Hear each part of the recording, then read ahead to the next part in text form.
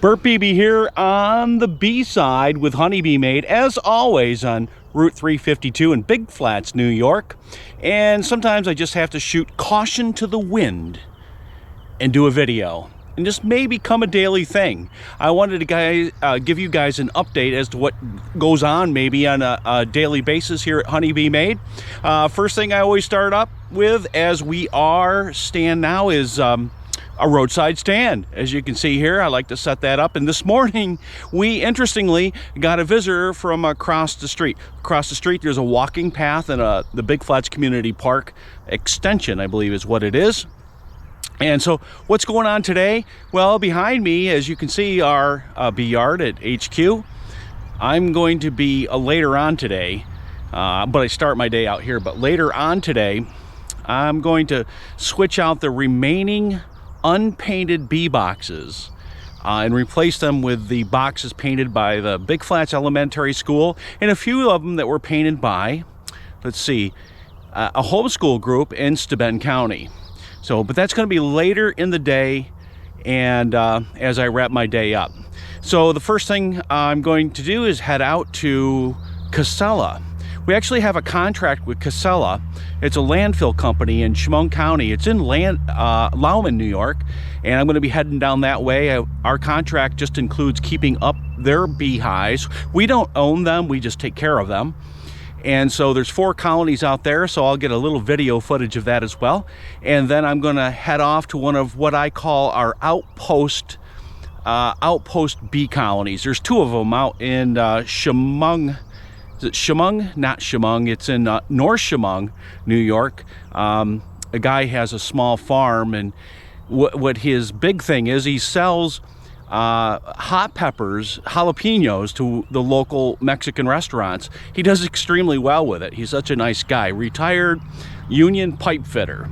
So that's what we're going to do. We're going to go to Casella. We're going to go to North Chemung, and then we're going to end our day pretty much back here and do what I said. We're going to replace out some of those unpainted boxes with the boxes painted by the elementary schools.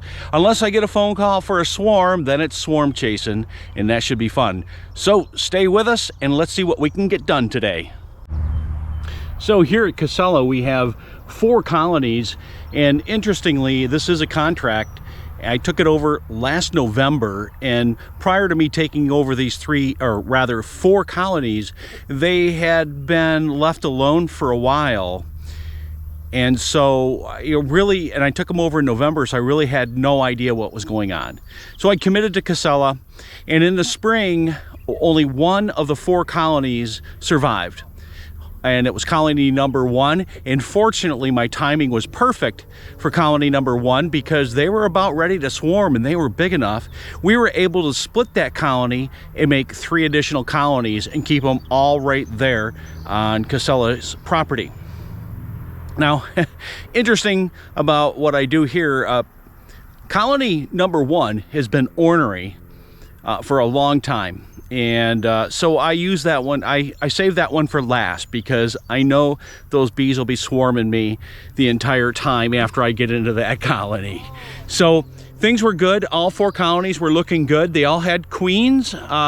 See, hive number 2 were low in numbers, so I took some frames from colony number 1, trying to reduce their numbers, and I don't know what to do about their orneriness, but I took some frames from hive number 1 to give to hive number 2 to grow them in numbers. So now when I do that, I just make sure I know where the queen is, because the queen cannot be thrown into another colony. So you give them cat brood and some eggs and things like that to increase their numbers. So all is well at Casella, all 4.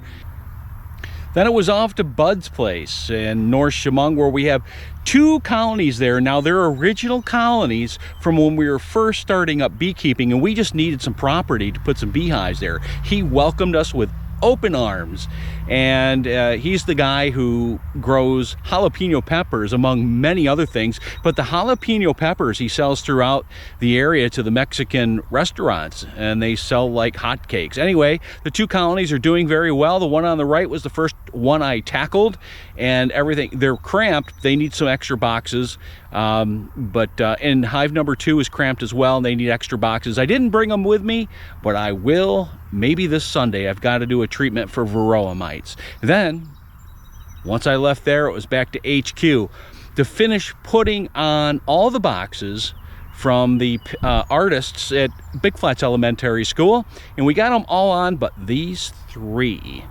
And the only reason I didn't get those on is because there's no real room for them yet, but by the end of next week we'll have those boxes on there.